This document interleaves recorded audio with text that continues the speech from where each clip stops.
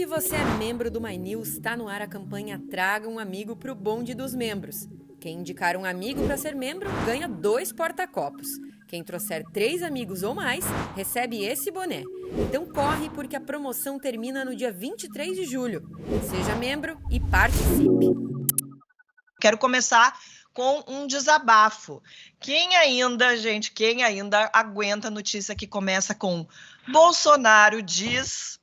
Eu sei, ele é presidente e tudo que ele fala acaba virando notícia, mas olha, as coisas que saem daquela boca... Vamos ver uma dessas últimas declarações. Ou fazemos eleições limpas ou não temos eleições. Essa foi a bobagem mais recente dita pelo Bolsonaro. Faz parte de uma sequência de acusações de fraude em eleições passadas, a gente tem visto. Agora, tem prova para isso? Nenhuma. Rodrigo Pacheco, que foi eleito presidente do Senado com apoio do Planalto, diz que não aceitará retrocessos na democracia e que quem tentar será considerado inimigo da nação. O Luiz Roberto Barroso, ministro do STF e presidente do STE, que foi chamado de imbecil e idiota por Bolsonaro, disse que qualquer tentativa de impedir as eleições em 2022 configura crime de responsabilidade. Agora, junto com tudo isso, tivemos aquela nota dos comandantes das Forças Armadas, que vestiram a carapuça enviada pelo Omar Aziz, presidente da CPI da pandemia. Professor Villa, boa noite, bom ter você aqui com a gente. Quero saber o seguinte, desde a semana passada, aliás, semana passada se intensificou, mas a gente tem visto a palavra golpe circulando ainda mais de boca em boca. O que eu quero saber é simples. A chance do Bolsonaro dar um golpe de Estado ou não? Eu acho que ele pode querer tentar. Agora, ser vitorioso, eu acho isso muito difícil, improvável. Agora, é muito triste que depois de mais de 30 anos da redemocratização, esse seja um assunto que a gente tenha de discutir, é verdade. É o que ele fala a todo momento, é tudo muito grave. A nota dos comandantes militares e do ministro da Defesa é gravíssimo. A entrevista dada pelo comandante da Aeronáutica ao jornal o Globo, um brigadeiro, que é brigadeiro de festa infantil, acho, sabe? Aquele brigadeiro horrível, rançoso, que dão para você e você é obrigado a comer, fica constrangido em disfarçadamente jogar fora. É um brigadeiro que é uma verdadeira piada, tal. Essas declarações do Bolsonaro atacando, especialmente o ministro Luiz Roberto Barroso, chamando de imbecil idiota, é algo inacreditável. E o mais inacreditável é o Luiz Fux recebê-lo hoje. Porque se o Luiz Fux estivesse à altura do que o Brasil precisa hoje ter no Supremo Tribunal Federal, ele não receberia antes que o Bolsonaro pedisse desculpas sobre o que falou. Porque ao recebê-lo, eu sei que o Fux não pensa assim, mas ele está conestando o ataque feito ao Barroso, né, chamado de imbecil idiota, caso único na história do Brasil republicano. Nunca um presidente da República se referiu a um ministro da Suprema Corte dessa forma. Então ele vai naturalizando formas que estão fora do campo democrático, ele é um nazi-fascista, ele não é um democrata, e vai ficando natural. E sem querer a gente vai entrando nas regras do jogo que ele impõe. Por exemplo, chama de imbecil idiota, tudo bem, ele é assim mesmo, recebe no dia seguinte. Ele ataca, fala que vai fechar o Supremo, o Congresso Nacional, que as eleições são uma fraude, tudo bem, vamos conversar os 3 poderes, e assim vai indo. Agora, é uma questão, para concluir, que está colocada, ele vai querer, acho que uma das possibilidades é ele querer, como ele já disse, romper as 4 linhas, mas ele não vai levar consigo, creio, as Forças Armadas como ele pretende fazer. Mas que nós vivemos a situação mais grave, mais dramática desde a redemocratização, isso me parece inegável. Professor, o quanto o STF se enfraquece com esse tipo de coisa? Porque Bolsonaro fala isso, bem como você disse, Fux recebe sem que ele tenha pedido desculpa, porque ele não está ofendendo só o Barroso, está ofendendo a instituição, eu pelo menos vejo dessa forma, e deixa aberto o caminho para que os seus seguidores, seus apoiadores também tratem o STF, a instituição, sem respeito nenhum.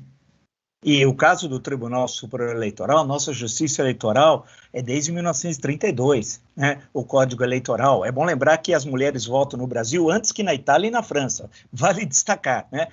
A partir da eleição de 1933. E ele, ao fazer esses ataques e não mostrar as provas, ele joga água no moinho das fake news e que ele organiza, porque ao ele falar isso, isso é recortado e espalham. São milhões que recebem pelo WhatsApp esse tipo de mensagem que corrompe a estrutura democrática. Agora, é bom lembrar, e ele também disse sobre o André Mendonça, que vai fazer uma oração, acho que uma vez por semana, antes do voto. Isso é inaceitável, isso é inacreditável. Nós temos um Estado laico, como todo mundo sabe. Então, a questão toda é que ele é levado como se fosse um falastrão, e ele não é um falastrão. Ele ficou durante 30 anos atacando as instituições, 2 como vereador e 28 anos como deputado federal, e foi levado meio na gozação. E olha o que ele criou nesse período, no processo eleitoral de 18 e mais ainda nos 2 anos e meio da presidência da República. Portanto, ele precisa ser levado a sério. Agora, cabe aos outros poderes, legislativo e judiciário, dar um basta, mas infelizmente até o momento eles não fizeram isso. Bom, em relação a tudo isso, o presidente disse que esperava contar com mais gente importante o apoiando.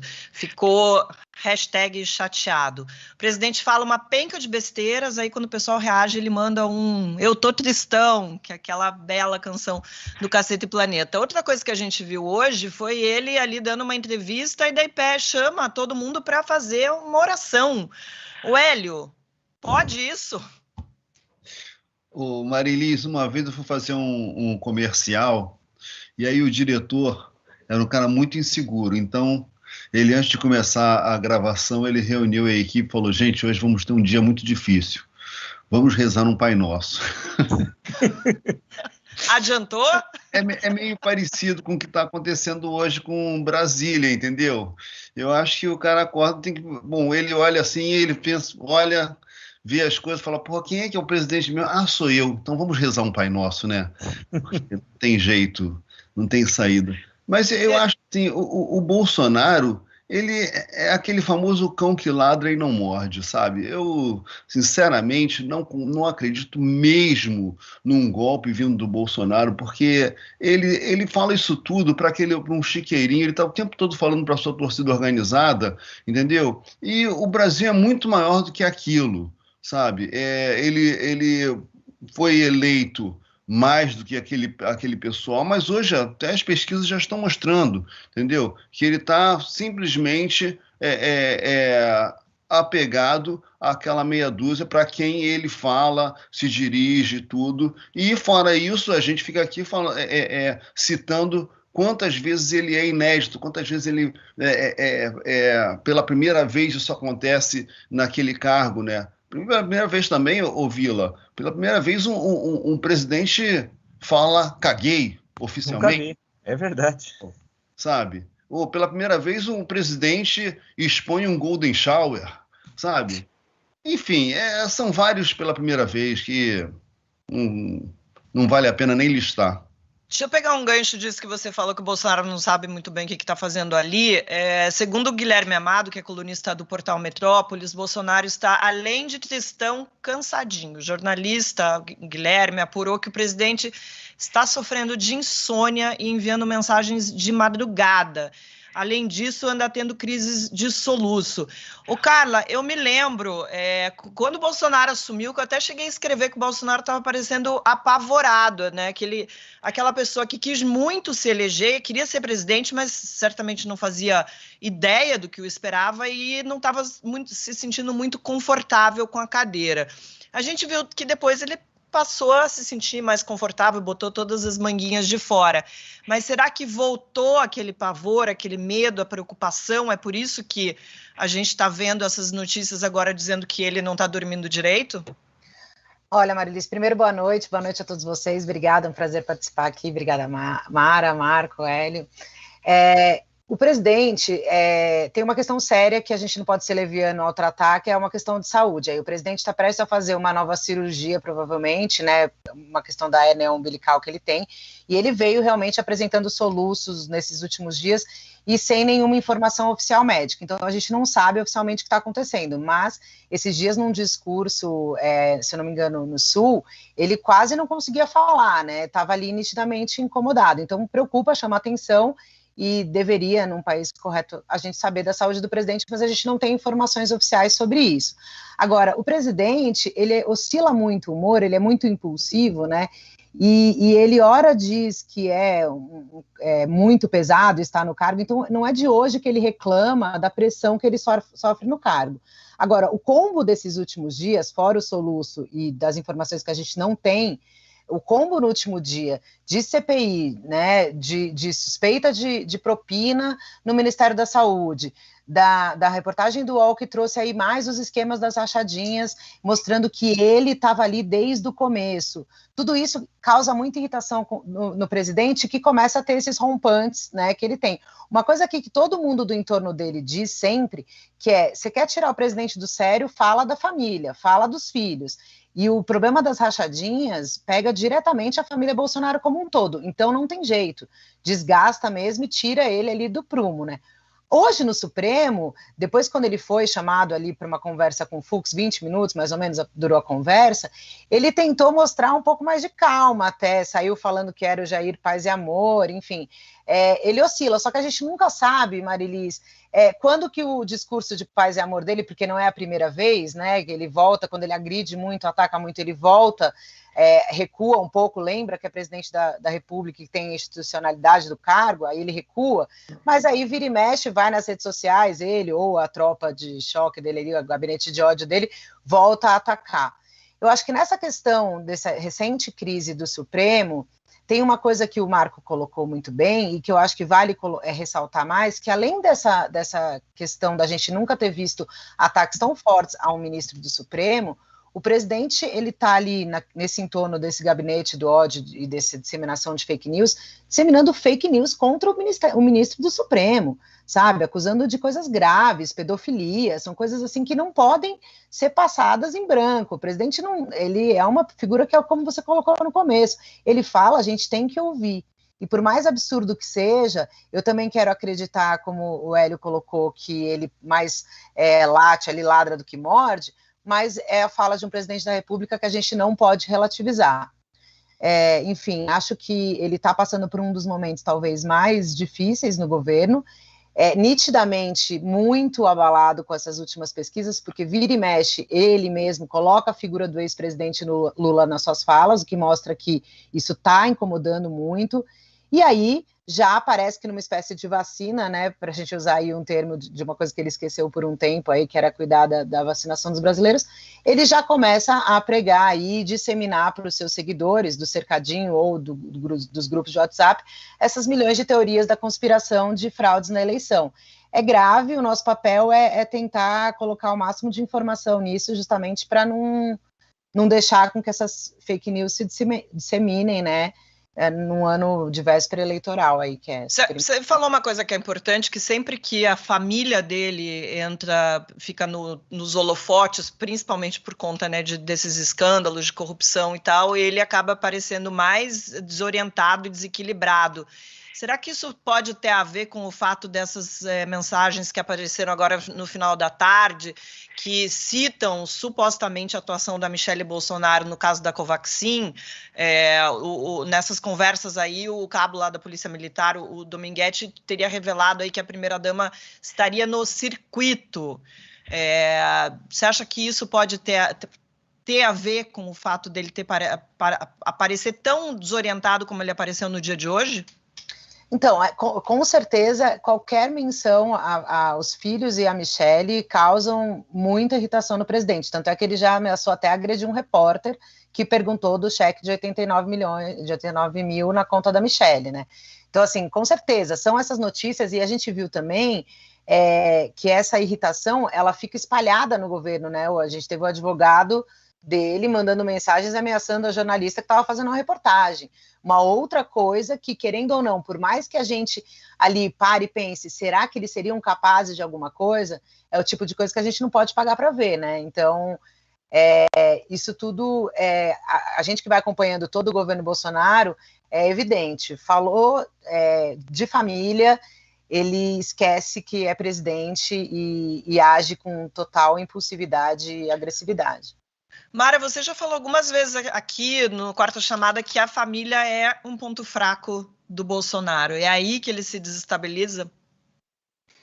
A família é um ponto fraco e não como no princípio achavas que ele fazia todas as vontades do filho, um pai assim extremado e tal, mas fundamentalmente porque ele montou um esquema em que envolve todas as famílias, mas está ficando cada vez mais claro que ele é o amigo do Queiroz, quer dizer, o Flávio Bolsonaro entra no esquema que ele vai montando. Isso está ficando claro pelo que tem saído de apuração. Eu concordo com o Hélio quando ele fala que o Bolsonaro fala de golpe, mas não vai fazer, ele até sonharia em fazer, gostaria, mas não vai fazer porque não tem nem tamanho nem força para isso, porque não vai encontrar respaldo para fazer um golpe. Agora, ele está sentindo que a popularidade está caindo, ele está em plena campanha para 2022 e ele está mostrando esse desespero por sentir essa perda de popularidade, enfim, das chances dele estarem começando a ficar mais difíceis. Então, assim, ele faz todo esse auê em cima das eleições e tal, mas ele está mirando as eleições, ele está em campanha para 2022. Esse PL que entrou agora da reforma tributária, ele tem muito ali, estava conversando com umas fontes de Brasília que falaram assim, olha, tem muito ali desse PL que é motivado a 2022, quando aumenta a base de isenção. Não estou entrando aqui no mérito se precisa ou não precisa, hein? Mas quando ele aumenta a base de isenção, quando tributa dividendos, o que ele quer? Eu acho até que precisa tributar mesmo, mas enfim, qual é a motivação dele? É arrumar recursos para o Bolsa Família que ele quer anunciar, um novo Bolsa Família com outro nome mais poderoso, que é com o que ele está contando para recuperar a popularidade dele, que eu não sei como ele vai fazer, porque você hoje tem o teto de gastos, mas eu no mercado, enfim, conversando com algumas pessoas, conversando com algumas fontes em Brasília, já não se cogita nem mais, até mesmo de cair o teto, dele atuar para cair o teto, para poder ter recursos para fazer esse Bolsa Família maior. Esse aumento da isenção, por exemplo, é uma medida dele, ele pediu isso daí. Então, você vê toda a movimentação dele de olho na eleição de 22. Ele fala, acontece, não sei o quê, que não vai ter eleição. Ele sabe que vai ter eleição, ele sabe que ele não vai poder proibir uma eleição. Ele sabe disso. Agora, sabe também que as chances dele estão diminuindo. E por isso eu acho desespero, soluço, essas coisas. Porque agora, diferentemente de 2018, ele precisa se reeleger, porque senão vai preso. São tantas as acusações que ele vai preso se não for reeleito. Pois é, e a situação dele está realmente se complicando, e a gente viu agora no final de semana, no domingo, o editorial do Estadão disse com todas as letras que ele não tem mais condições de permanecer no cargo. A Folha já tinha feito isso mais de uma vez, e hoje surgiu mais um motivo para tirar o sono do homem. A Polícia Federal abriu inquérito para investigar se o presidente prevaricou no caso da Covaxin.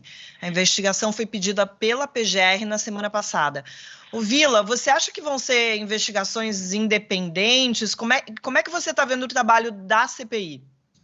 Não, a CPI está indo muito bem, e eu sempre achei que o locus privilegiado da política brasileira, há 2 meses e meio atrás, ia se transferir para a CPI, como ocorreu. Tudo que nós estamos discutindo nos últimos 2 meses e meio tem origem fundamentalmente na CPI. E ela vai ser prorrogada, porque ela termina em agosto, por mais 90 dias, vai até novembro. Nesse cenário, eu acho que não entra 2022. O Bolsonaro não termina o mandato. O Bolsonaro não termina o mandato. É impossível o Bolsonaro terminar o mandato. E por quê? Porque ele não consegue conviver com o Estado Democrático de Direito, mais ainda com pandemia, mais ainda com crise, que bate de frente com o velho discurso quando ele dizia que não tinha nada, que o governo não era corrupto. É um governo corrupto. A grande questão, que no Rio de Janeiro, todas rachadinhas, a justiça ou as instâncias lá, o Ministério Público, etc., não tinham lá muita vontade de investigá-los, assim como o episódio Marielle Franco. As coisas são muito estranhas no Rio, por isso que é fundamental ter justiça em Brasília, Estado centralizado, porque no Brasil descentralização é dar poder aos senhores do baraço e do cutelo. Então a questão que se coloca é que, como a Mara destacou, também acho isso. Eu acho que a escolha de Sofia, até comentei dele, do Bolsonaro, é entre Papuda e Bangu 8, né? Porque preso ele vai ser. Ele sabe. Milhares de ações vão demandar a justiça pedindo indenização de familiares. Né? Milhares e milhares. Milhares de ações vão demandar também a justiça sobre medicamentos que tomaram e levaram à morte. Né? Indicado inclusive por ele. Então, além de outras questões de corrupção, vai juntando tudo. Então, a questão que se coloca para ele não é o processo eleitoral de 22, não, é a cadeia. Agora, a grande questão é se outros atores políticos querem o impeachment, ou se acham melhor levá-lo para 22 para poder vencê-lo com mais facilidade. A tal terceira via sabe que para se transformar em segunda via, precisa do impeachment do Bolsonaro. É indispensável, porque senão para poder bater de frente com Lula, porque enquanto está o Bolsonaro no meio, cria obstáculo para esse enfrentamento dessa suposta terceira via, tal, que agora, hoje mesmo, o Kassab falava no nome do Rodrigo Pacheco. Bem, a questão, acho que é uma questão complicada, o Bolsonaro tem de ser levado a sério, o Ministério do Meio Ambiente, se você for pegar ministério por ministério, ele falou sério, ele destruiu o Ministério do Meio Ambiente, destruiu. Acabou com tudo, basta ver os índices que nós temos das queimadas, a educação, o que eles fizeram na educação e juntou o azar do Brasil, a educação que eles destruíram com a pandemia, que levou à destruição da educação também. Poxa, tem crianças que não estão alfabetizadas, é uma tragédia que nós não sabemos o tamanho dela, então ele destruiu a educação. Relações exteriores, o que ele pôde fazer, ele cumpriu. No campo da agricultura, você vai passando todos os ministérios, o que faz a Damares, no cotidiano, a questão indígena. Então, ele não é falastrão, ele fala e faz, porque no Brasil o presidente tem um poder imperial. Essa é uma questão que nós vamos ter que discutir lá na frente. E outra coisa, por fim, as Forças Armadas se dobraram a ele, né? O Braga Neto é uma piada, o Plano Marshall, lembra na reunião de 22 de abril do ano passado?